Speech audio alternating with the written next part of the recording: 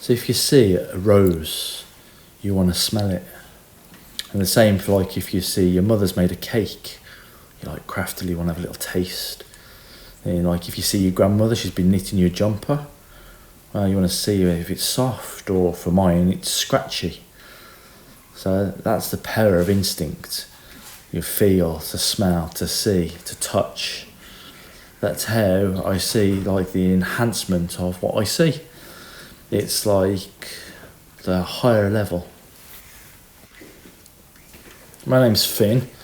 So thousands of years ago, the cavemen, they used to go out searching for food, they were looking for the smell, to see, to feel in the area.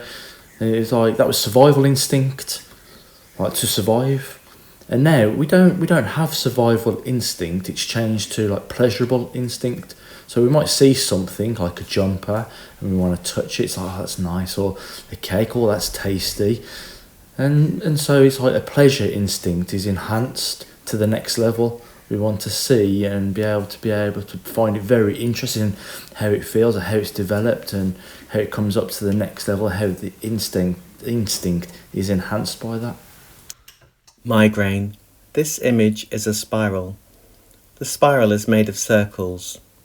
Each circle has 2 more circles inside it, and the spiral of circle decreases in size to the middle of the image, where the spiral disappears.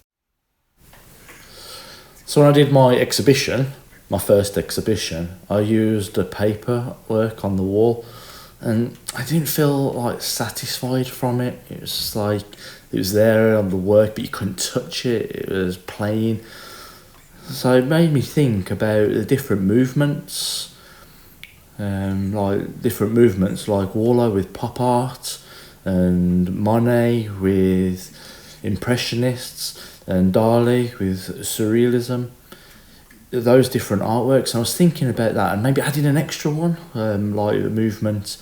I thought the name of Haptic Art, to allow people to have the ability for their instinct to touch it, to touch the artwork on the wall. So it got me thinking about exploring and developing that new movement, and see what happens. 7 square pictures hang on a white wall.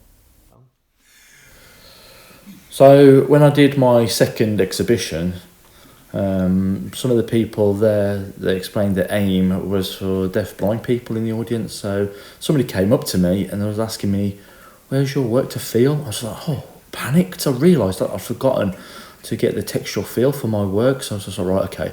So I disappeared off to a company that I knew well, and we had a little conversation about whether they can convert my artwork onto a metal plate.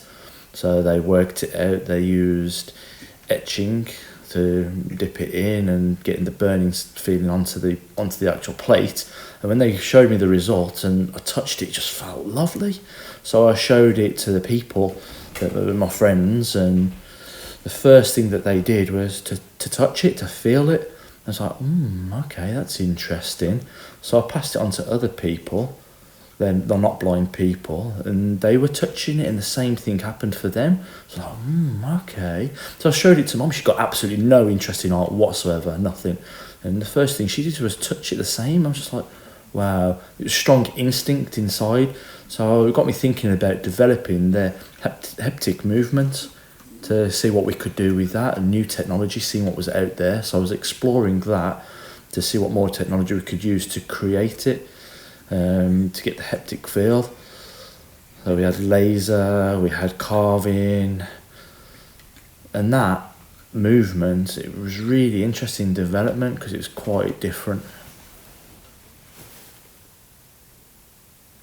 It's interesting things that you can look for in nature. For example, have a look at this here, this plant. It's beautiful. You can't help but want to touch it. You might have seen the plant before, but touch it feels real.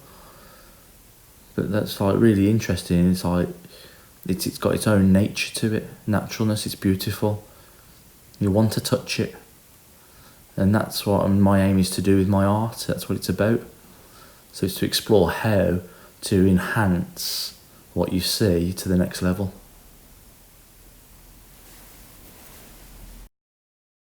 illustrating the difference between print and laser etching. Many different movements. The last movement lasted about 5 to 10 years. I'm interested to see haptic art movement to last for 10 to 20 years. This, for example, of the start of the new movement that I've got here. These.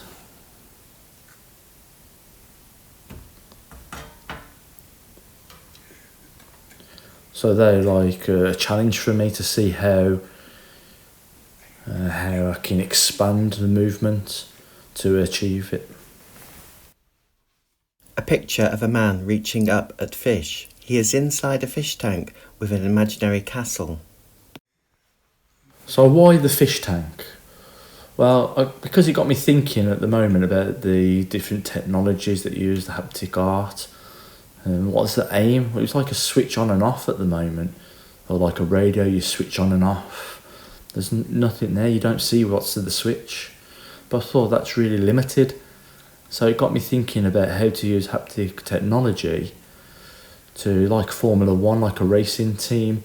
So really going back in the days, years ago, you've got the young lads, the young boys. They used to borrow their father's cars, then they used to fix them all the engines up and make them strong and powerful and then race them so they're really fast. And then like either kill themselves after the crash or things like that. So it's like to develop it to now, it's Formula One, and it's worth billions and billions of pounds. It's the same really as my aim, my vision with the fish tank. It's like playing with it, developing it, maybe to touch, bringing it up, so hopefully it will develop to something like a bigger haptic technology, not just like on and off switch. So that was my aim, was like to make it playable, to explore, to develop it in this way, so that it's something that I wanted to research, and that's why I'm developing and the research on how to expand the playability of it. A print of a blue fish with a yellow eye. I'm very interested in seeing how the fish behave through my artwork. So I was thinking about what if they were still alive and moving, how would it work? How would they move around? It got me interested in thinking about the fish. So like if I was trapped in a fish tank and you're seeing the fish swimming around, how would they behave if I reached out and touched it? Maybe the fish would back off or frightened, or maybe it would be like, no, come on, stroke me. It'd be like, what would it be, different personalities of the fish? And that's something I was really interested to see, because of my art being my background myself. I wanted to see how the fish behave through artificial intelligence, through AI, and how like it's a big thing. It might seem so simple, but how it helps people to explore artificial intelligence and what would make artificial intelligence like tick. So the fish tank, even if it's a simple fish, it's a big thing really to be able to touch it. So when you're touching it, would it back off, swim away? Would it get angry and attack the hand? Or it's really, really interesting to see how it would work through artificial intelligence. The project gets bigger and bigger and bigger, and the more interest there is. I just can't do it all on my own, so I had to link up with somebody. So we found Coventry University. Coventry University, really interested to see how we can develop the fish tank. And it was like a simple concept to make it into a real thing. So with the haptic technology, through artificial intelligence and through animation, so it'll be a big team that are working on it. So I'm really, really excited to work with them. When you work, you see, my work, you'll see it's not finished, it's not there yet. It's the start of a birth. So Haptic Art, now I'm looking for funding, charity, brave people to show, exhibit my work. And I believe that in the future, of Haptic Art, it will be really interested to be part in that new movement. So how to involve Coventry University? Well, it's through Unlimited.